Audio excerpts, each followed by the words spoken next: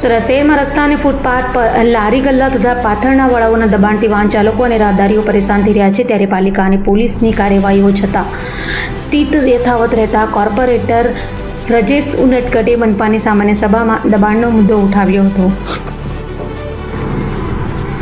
સુરતના રસ્તાઓ અને ફૂટપાથ પર લારી ગલ્લા તથા પાથરના વાળાઓના દબાણનો મુદ્દો ફરી એકવાર ચર્ચામાં આવ્યો છે. દબાણના કારણે ટ્રાફિકની સમસ્યા સર્જાય છે અને વાહન ચાલકો તેમજ રાહદારીઓને ભારે હાલાકીનો સામનો કરવો પડે છે.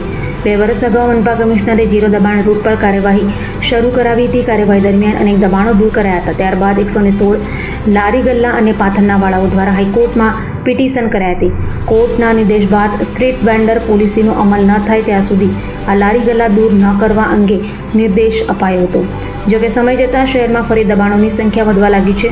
સ્ટ્રીટ વેન્ડર પોલિસીના નામે પિટિશનરોને જોડવા અને તેમને જગ્યા ફાળવવાના પ્રયાસો સામે પણ કોર્પોરેટર રજેશ ઉનટકટે વિરોધ નોંધાવ્યો છે. તેમણે હાઈકોર્ટના નિર્દેશ અંગે કાનૂની અભિપ્રાય મેળવી ટ્રાફિકમાં અડચણરૂપ દબાણો દૂર કરવાની માંગ કરી છે. ઉપરાંત અસલમ નામના એક ત્રાહિત વ્યક્તિ સામે પણ ગંભીર આક્ષેપો કર્યા છે.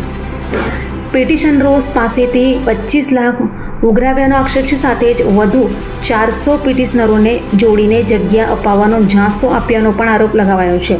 કોર્પોરેટરે સમગ્ર મામલે અસલમ નામના ત્રાહિત વ્યક્તિ સામે તપાસ કરવાની પણ માંગ કરી છે. હવે કાનૂની અભિપ્રાય બાદ મનપા અને પોલીસ તંત્ર દબાણો સામે શું કાર્યવાહી કરે છે તેના પર સૌની નજર છે.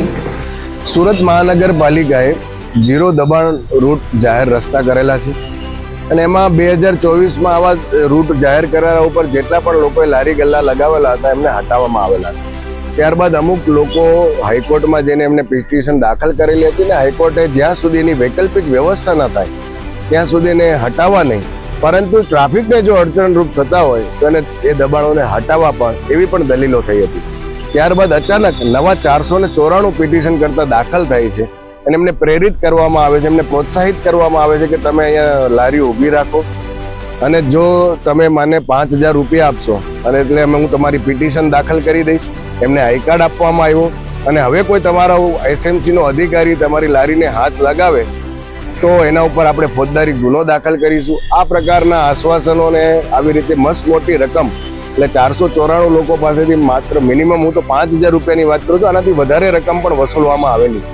તો 25 લાખ રૂપિયા આ ગરીબ લોકો પાસેથી વસૂલવામાં આવ્યા છે. કોઈ પણ શહેરમાં લારી ગલ્લાવાળા હોય તો એમની પાસેથી એસએમસી કોઈ ચાર્જ નથી લેતી અને જ્યાં સુધી સ્થાનિકો આજુબાજુના લોકોની ફરિયાદ ના હોય, ટ્રાફિકને અડચણરૂપ ના હોય ત્યાં સુધી એ લારી ગલ્લાને હટાવવામાં પણ નથી આવતા. પણ જ્યારે આવા રૂટ જાહેર કરેલા હોય અને જ્યારે લારી તો લગાવવાની સાથે સાથે 10-10 ટેબલો લગાવવા, 2x2ની કેનોપી લગાવીને આખો સર્વિસ રોડને બ્લોક કરી દેવો, મુખ્ય માર્ગોને બ્લોક કરી દેવા, આ પ્રકારનું શહેરને બાનમાં લેવાનો કોઈની પાસે હક નથી. અને આ ગરીબ માણસોના પાસેથી પૈસા લઈને જે એમને લૂંટી લીધેલા છે એમનો પણ કોઈએ સુરત શહેરને હક આપેલો નથી. એટલે આ પ્રકારના વ્યક્તિ ઉપર યોગ્ય તપાસ થવી જોઈએ અને એના ઉપર ફોજદારી દાખલ થવી જોઈએ, કેમ કે આ કોઈ હાઈ પ્રોફાઇલ કેસ નથી કે એમાં માટે 25 લાખ રૂપિયા જેટલી રકમની જરૂર પડે. અને જ્યાં સુધી આજુબાજુના લોકોની ફરિયાદ ના આવતી હોય કે ટ્રાફિકને અડચણરૂપ ના હોય ત્યાં સુધી આપણે લારી ગલ્લાને હટાવતા પણ નથી, કેમ કે આપણે એ લોકોની પરિસ્થિતિને પણ ધ્યાનમાં રાખીને કાર્યવાહી કરતા હોઈએ છીએ.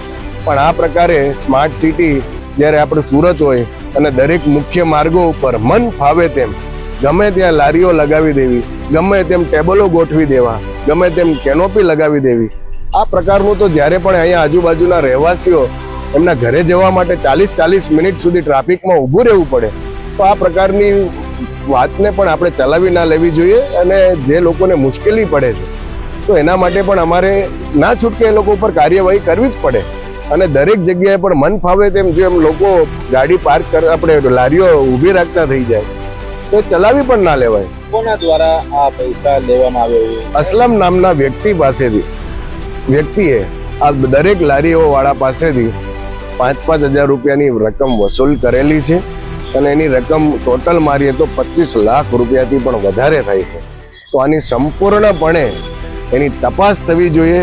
આઈ કાર્ડ આપવામાં આવ્યા છે. જ્યારે કોઈ અધિકારી એ દબાણને હટાવવા માટે જાય છે તો અધિકારીને એ અસલમ ધમકી આપે છે કે તારી પાસે તને કોણે ઉઠાવવા માટે કહ્યું, નહીં તો તારા ઉપર ફોજદારી દાખલ કરીશું અને અમે તારા ઉપર પંચનામું તે કર્યું નથી તો એના ઉપરથી બી અમે હાઈકોર્ટમાં તારી ફરિયાદ કરીશું, તારી નોકરી જતી રહેશે, આ પ્રકારની ધમકીઓ પણ અસલમ દ્વારા આપવામાં આવી છે.